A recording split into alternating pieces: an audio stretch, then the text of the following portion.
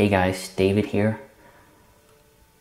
So in my recent video I alluded to the fact that something bad happened in my life recently, and I said I would talk more about it, so here we go. I will tell you what happened and then explain how I deal with pain and suffering and depression in my life, and how I think my faith, Christianity, can help you cope with the pain and suffering. So what happened to me was my brother, whom I've known for 24 years, passed away this year. It came as a huge shock and surprise, and it still pains me to talk about it. My brother was also a Christian.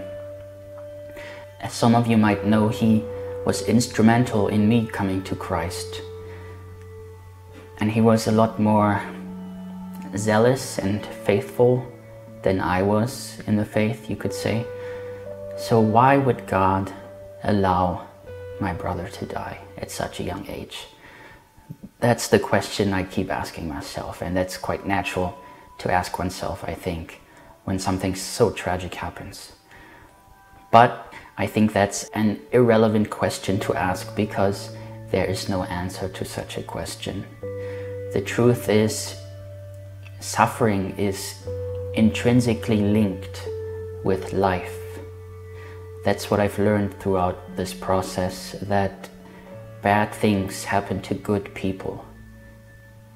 Not that I'm a particularly good person, but in general, no matter how good you live your life, bad things are going to happen.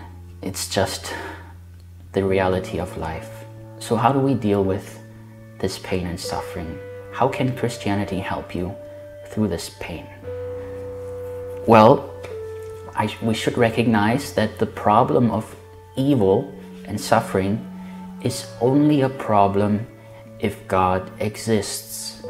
For the atheist, there is no problem. It's simply a fact of life, that life is cruel and unfair and unjust, and there is no hope, there is no redemption, there's no justice, there's only blind chance and blind cruelty. And if I was an atheist, I would probably tend to lean towards nihilism, a rejection of all values and ideas, and just living for oneself, for one's own pleasure, instead of bettering the world somehow. So how does Christianity offer you a better alternative? Well, we should remember that there is the hope of an afterlife in the Christian worldview.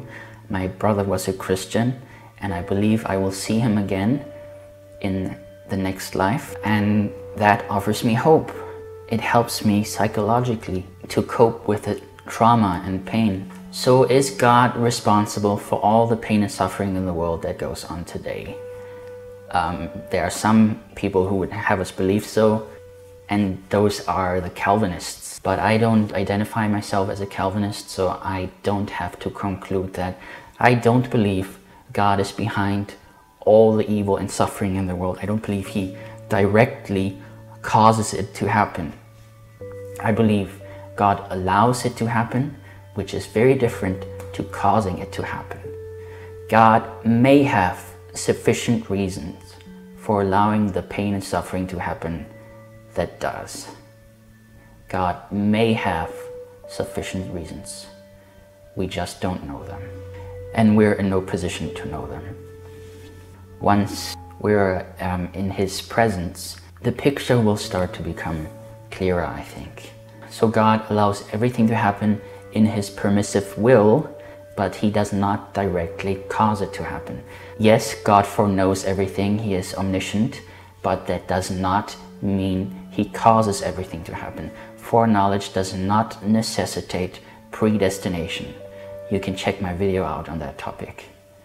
And we should also remember that according to the Christian faith, God entered the human world and suffered for us and with us. God knows what it's like to suffer and to be betrayed and to suffer excruciating pain on the cross. Jesus bled and died for us. God knows what we're going through, and we can take comfort in that thought. We can take comfort in that thought that God is with us in our greatest time of need. You know, in our direst moments, everyone will pray to God, even the atheist. Even the atheist will pray to God when there's nothing left to hope for. And that's when God will help us. God is there for us. God will not leave us nor abandon us. If we become faithless, God will remain faithful, is what Paul says. And we should also remember the promise of a new world, of a new creation that God promises us in the book of Revelation at the end. For all things will be made new. There will be no more pain, no more death, no more suffering. God will wipe away every tear from our eye, and the lion will lay with the lamb. That's the picture of the paradise which we are headed to eventually, according to the Christian faith. And we should hold on to that hope. We must hold on to the hope that there will be a final judgment, that everything will be redeemed, that God will make all things right as they should be. We must hold on to that hope. Those would be my thoughts on the topic, and I hope they make sense, and I hope they are somewhat beneficial to you. Thank you for watching, and God bless.